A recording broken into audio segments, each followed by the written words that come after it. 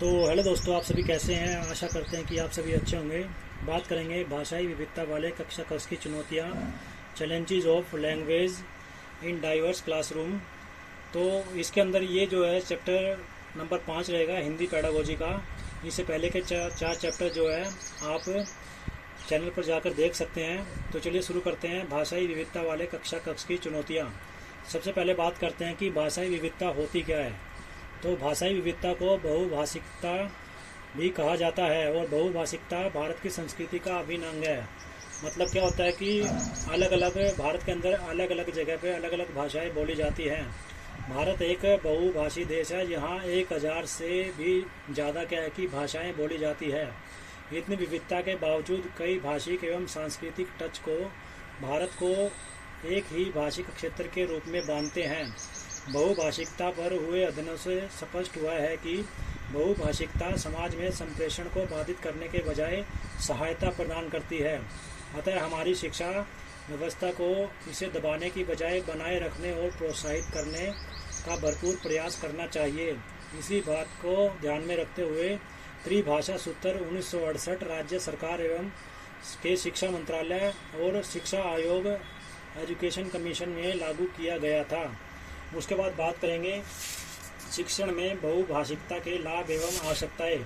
तो सबसे पहला पॉइंट आता है कि बहुभाषिकता होती क्या है। तो भारत के भाषा परिदृश्य का एक विशिष्ट लक्षण भी है और उसे कक्षा की कार्यनीति का हिस्सा बनाना रचनात्मकता भाषा शिक्षक का कार्य होता है।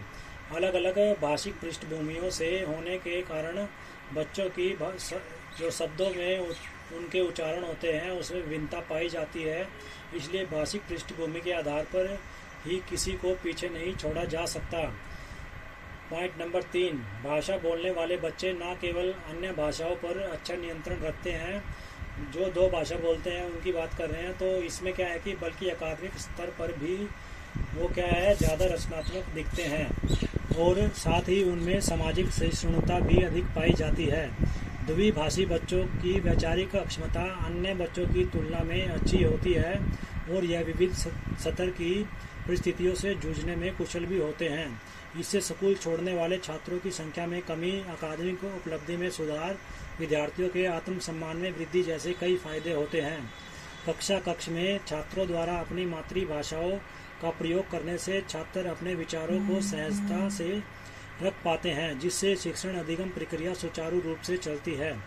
कक्षा में विभिन्न भाषाओं का प्रयोग करना सांस्कृतिक आदान प्रदान का भी माध्यम है। भिन्न भिन्न भाषाओं के प्रयोग से सभी छात्रों को एक दूसरे की भाषा समझने का अवसर मिलता है तथा वह अपनी मातृभाषा का सम्मान करने के साथ ही दूसरों की भाषाओं एवं संस्कृतियों का सम्मान करना भी सीखते हैं। बहुभाषिकता बच्चों की अस्मिता का निर्माण करती है और बहुभाषिकता पर हुए अध्ययनों से पता चलता है कि द्विभाषी और बहुभाषिकता अक्षमता, संज्ञानात्मक वृद्धि, सामाजिक सहिष्णुता, विस्तृत चिंतन एवं बौद्धिक उपलब्धियों के स्तर को बढ़ाती है। इसलिए भाषाओं को विद्यालयों में एक संसाधन के रूप में प्रयोग किया जा सकता है। उसके बाद भाषा विविधता वाली कक्षा में भाषा शिक्षण की कठिनाइयाँ क्या क्या रहती है उसके बारे में जानेंगे। तो सबसे पहला पॉइंट जो भाषा शिक्षण के अंदर कठिनाई बनता है तो वो है बच्चों में संप्रेषण कौशल का विकास करने की चुनौती। बच्चों में संप्रेषण कौशल का विकास करने के लिए भाषा पर नियंत्रण एवं उसमें कुशलता क्या है कि आवश्यक होती है, किंतु अक्षेत्रीय भाषाओं के प्रभाव से इसमें कई प्रकार की समस्याएं उत्पन्न होती हैं। छात्रों में भाषाई कौशलों का विकास करने की चुनौती।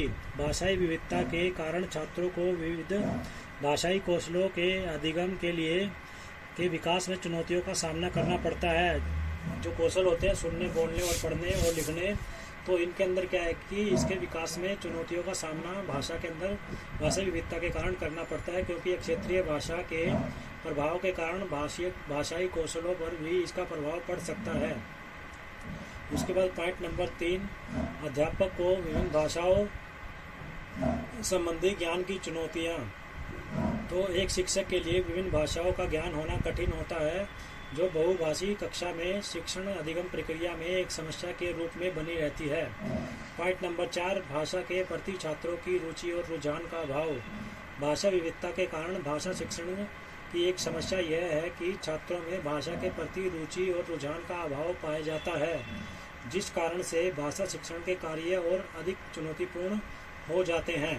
अब बात करते हैं कि शिक्षण की जो कठिनाइयाँ आती है भाषा विविधता के कारण, उन समस्याओं का समाधान किस प्रकार से किया जाए। तो बहुभाषिक कक्षा में शिक्षण अधिगम प्रक्रिया को सरल बनाने के लिए अध्यापक को समृद्ध भाषिक परिवेश का निर्माण करना चाहिए। बच्चे के स्कूल की भाषा और घर एवं पड़ोस की भाषा में समरूपता भी होनी चाहिए।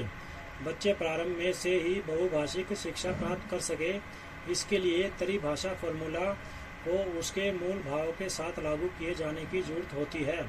बच्चों को प्राथमिक स्तर की विद्यालय शिक्षा उनकी मातृभाषा में ही दी जाए, जिससे शिक्षण अधिगम प्रक्रिया सरल एवं छात्रों के लिए सहज हो सके।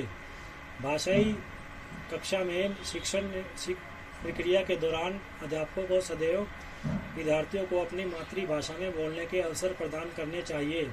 शिक्षक को सभी छात्रों को समान भाव से देखना चाहिए, साथ ही सबकी भाषा के विचारों को सम्मान भी देना चाहिए। सभी छात्रों को शिक्षण प्राप्त करने की प्रक्रिया में समान अवसर देने चाहिए, और ताकि कोई भी छात्र अपने आप को कमज़ोर ना समझ सके।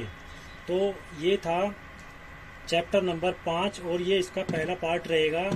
चैप्टर नंबर 5 जो हमने जाना है वो है भाषाई विविधता वाले कक्षा कक्ष की चुनौतियाँ। इसके अंदर हमने भाषाई विविधता को जाना, शिक्षण में बहुभाषिकता के लाभ और आवश्यकताओं को जाना। उसके बाद भाषाई विविधता वाली कक्षा में भाषा शिक्षण की कठिनाइयों के साथ साथ समस्याओं का समाधान किस प्रकार से किया जाए, तो इसके बारे में जाना।